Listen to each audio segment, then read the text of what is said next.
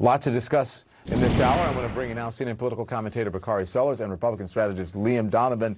Good evening to both of you. Good to see you. I hope you got some sleep, Bakari, because I still haven't caught up after being on the air till 4 a.m. Liam, you're a lucky man. I'm sure you got some sleep last night. So good. I have a 2-month-old right here, so I did not get any sleep. Oh, you probably got less sleep than us then. Okay.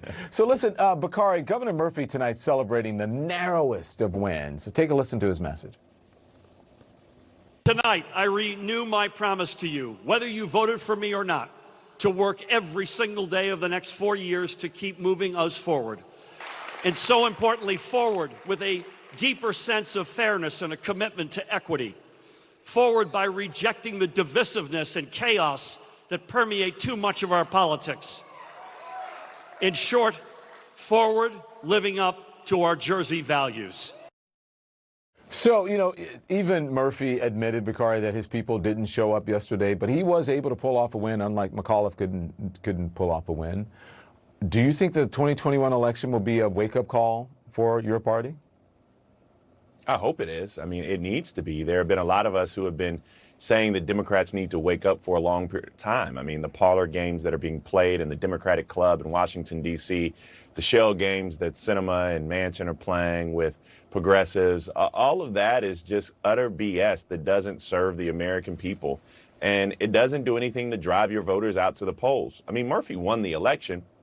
And let me tell you, as somebody who's run elections and won and lost them, it's much better to win them than lose them, no matter how much you win them by. So he was really good tonight. He was short, but he talked about moving the country forward. And right now, the Democratic Party is paralyzed. Look, this isn't, and I said it last night, I'll say it again, this isn't about progressive versus moderate.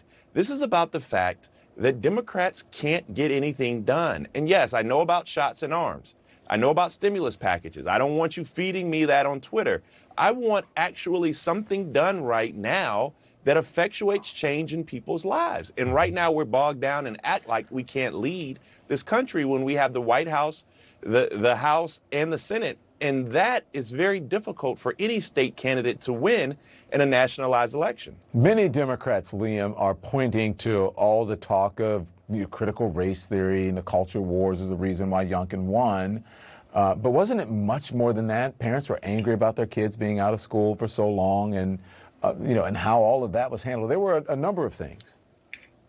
Yeah, to your point, Don, I think CRT is something you can pick out and talk about at length. But I think this is, it's a nebulous term that was a stand-in for all kinds of other frustrations. I'm a Northern Virginia parent. We kept, our kids switch schools for that reason. There's all kinds of frustration. And this is something that tapped into it. And I think it captured as a catch-all a lot of things that were going on out there in the electorate. But I think it's not just about CRT.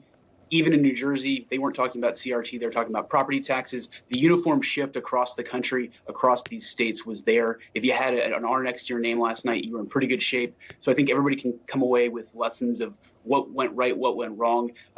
It's really easy to do that. But I think it's at the end of the day, the fact the president is not overly popular right now. There's still a year to get that back up. But if things don't change in the next 12 months, it's going to be real trouble for Democrats in the midterms. Bakari, I want to play something and get you to respond to. This is Democratic Senator Doug Jones, what he said about the election losses.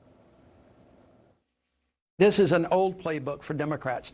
They don't go where people are sometimes, and they win elections, and then they're going to turn right around and lose elections. I think Democrats have to take a very serious look at who they're really talking to. Okay, so listen, you said this is not about, progressives versus moderates or whatever, but I mean, is he right? Has the Democratic Party moved too far to the left?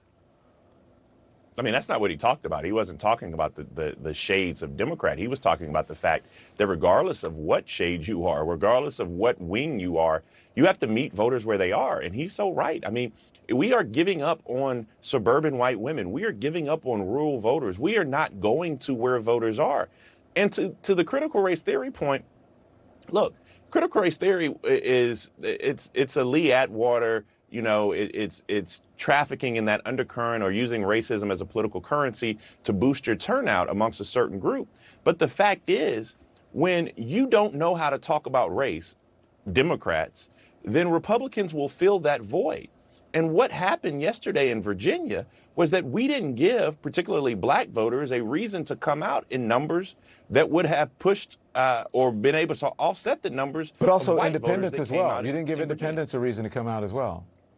Well, that is the larger point. And so when I say that Democrats have to do something, it's the same thing that was echoed today by Tim Kaine. It's the same thing that was echoed today by James Clyburn. It's the same thing that kind of sort of was echoed by Joe Manchin.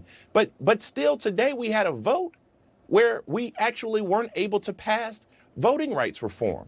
And the White House came out and said the soul of the nation is at stake or something, blah, blah, blah, blah, blah, and didn't mention filibuster one time. So people are out here thirsting for something, and Democrats are like, well, you know, we're going to hang out together. We're going to talk about the soul of the nation. We're going to do these little games. We're going to give these press conferences, and maybe people will vote for us on sheer force. And it's not happening. Mm-hmm.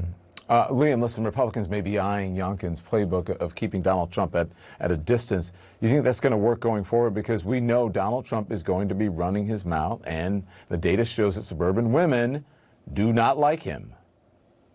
Yeah, that's right. I think, the president showed some interesting, uncharacteristic restraint in staying out of this until the very end. I think his press releases, aren't getting the same reach they might have before. Is that something that's going to continue into next year? I think the fact that he doesn't have the same platform is something that's really beneficial to Republicans. Frankly, it's beneficial to his fortunes. He's, his own worst enemy in a lot of ways. And so it's going to be difficult for him to maintain the same hold over the news cycle that he enjoyed in the past. I don't think Republicans will be that fortunate, but I do think Youngkin did a good job of keeping that arm's length distance, but also, connecting with people, not antagonizing the president, not antagonizing his voters. And he was able to kind of, unite the clans in a way that, again, in a uniform way across the state in the rural areas and the suburbs, he was able to outperform Donald Trump by, 10 to 15 points. And those results, pulled forward in other states and in other races could, really pay dividends for Republicans heading into the fall. Liam, Bakari, thank you. I appreciate it. Both of you gentlemen, go get some sleep. You both have young kids, by the way. Bakari has two of them. I'm going to bed. Yes. Yeah, I'm going to bed. Thank you. I want to turn now to presidential historian